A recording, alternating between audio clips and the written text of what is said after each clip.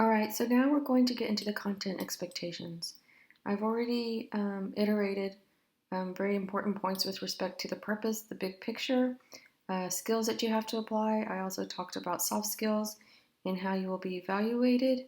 I went over, in writing, you know what the pathway is, and I'll be showing you more what that pathway looks like as we get into the what. So this is about the big picture, my overall vision, the skills needed to execute the vision, how you'll be graded accordingly, and this is the what, the product that you are to. This gives you details about the product that you are to deliver in terms of the vision, evaluation, and skills required to do so. Note that it says you're going to construct a thoughtful response reflecting intellectual attentiveness and intellectual depth. So this is not the kind of task where you're like, oh, it's a discussion board, I'm just going to state my opinion. This is far from it. This is a really highly academic assignment. It is very analytical. That said, you do get to speak in the first person because you are speaking directly to your peer. So you'll be using words like I, we, and you, but I want you to be careful to not slip into everyday use of language. This is still a formal academic writing assignment, but think of it as a kind of academic or intellectual exchange of ideas. Now, keep in mind that for this assignment, you are going to respond to a peer, but if you happen to see that a peer has responded to you, you do not reply back to them. So there's only one writing task for this week, and that is to construct a response to a peer who has yet to receive a response.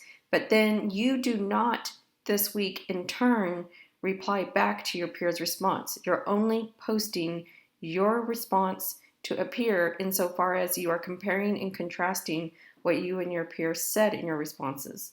Let's go ahead and focus on the first two steps. Step 2 will help you to see what all is entailed also in the pathway that was articulated on page 1.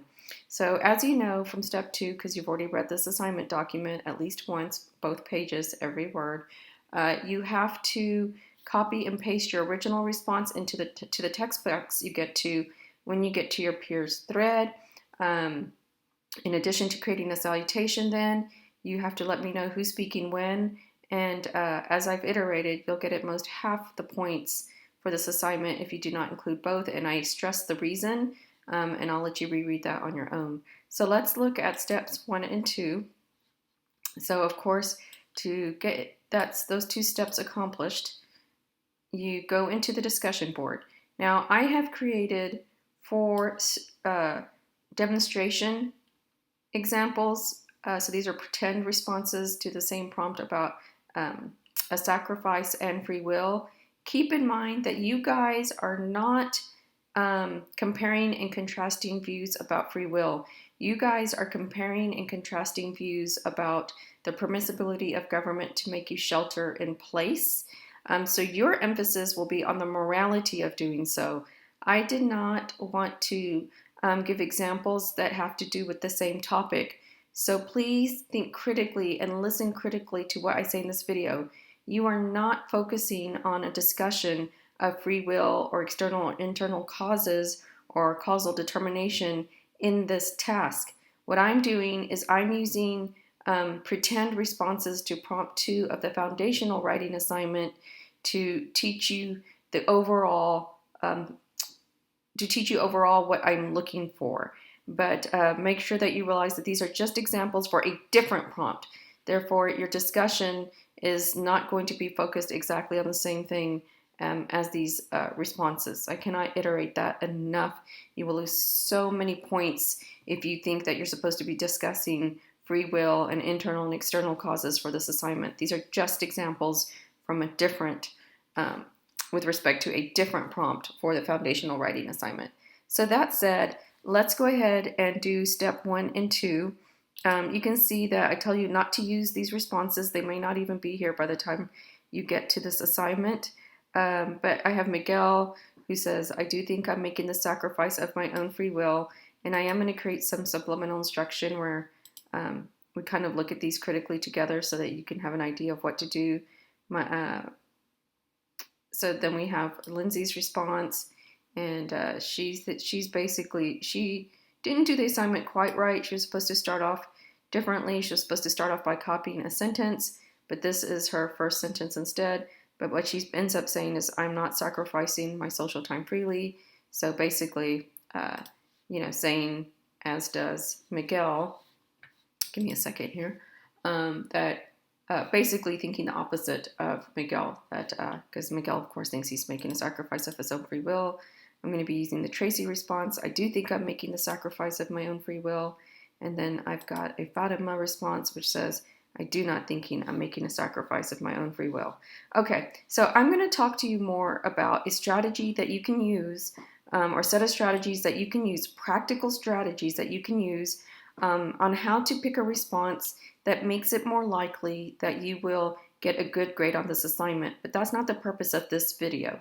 The purpose of this video is just to show you how to do step 1 and show you how to do step 2. I will have another video that gives you strategies, practical strategies, again, on how to choose a response that will help you select a response that makes it more likely that you get a really good grade. And so let's go ahead and do that now. So I'm going to pause for a second.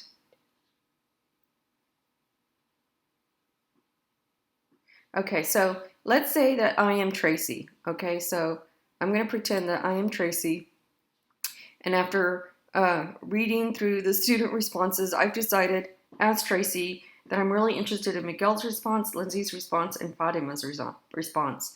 So I go into each one and I compare and contrast, at least visually, initially. I get a sense of what the comparisons and contrasts are. I decide, as Tracy, that I'm going to respond to Michael's. So when you're posting your final product for this assignment, you do not post it within your own thread. That said, you do have to go to your own thread to get your original response. Unless you have the exact same response somewhere on your own document, then obviously you can go there and get that. You have to use the last graded response. So if you did a revision of this response for the foundational writing assignment, and of course, I mean, it won't be the sacrifice and free will one, it'll be the one in this thread. So you would be copying and pasting your response to the question and prompt about the permissibility of government making you shelter in place. Remember, I'm using a different response. But that said, the overall point is that when you're doing this assignment, you are replying to your peer. So don't reply to yourself to post this assignment. Rather, what you do is you copy your response. And so now I just realized that since I have posted your responses to prompt 3 for you in the thread, then that's all you need to worry about. You don't need to think about, oh, is this the response was this my last version of this response?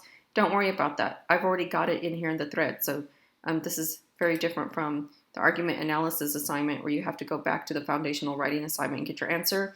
No, I already have your answer in here, so I'm sorry. I wasn't thinking clearly, or I just temporarily forgot about that. Okay, so I've decided I'm going to respond to Miguel. Do not email him. I'm going to see if I can get rid of this. I don't know why this is here. Usually it's not. You have to click on reply.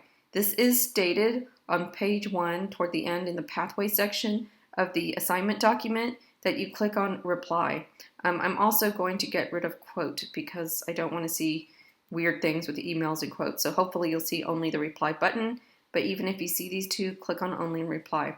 So I've already copied my response. Again, I am pretending to be Tracy. So I, Tracy, would like to respond to Miguel. I've copied my response from the discussion board, from the thread. Again, do not go into the original the original or foundational writing assignment.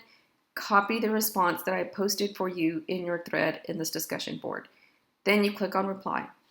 Okay, then what you're going to do is you're going to paste your response, and then you've got to make sure that you tell me which response is yours. So you would say something like my response.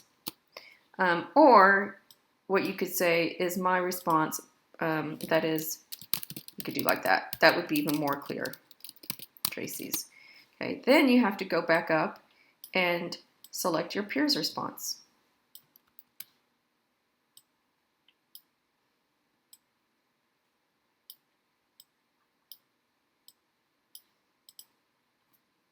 I would like for you to post your response first and then post your peer's response.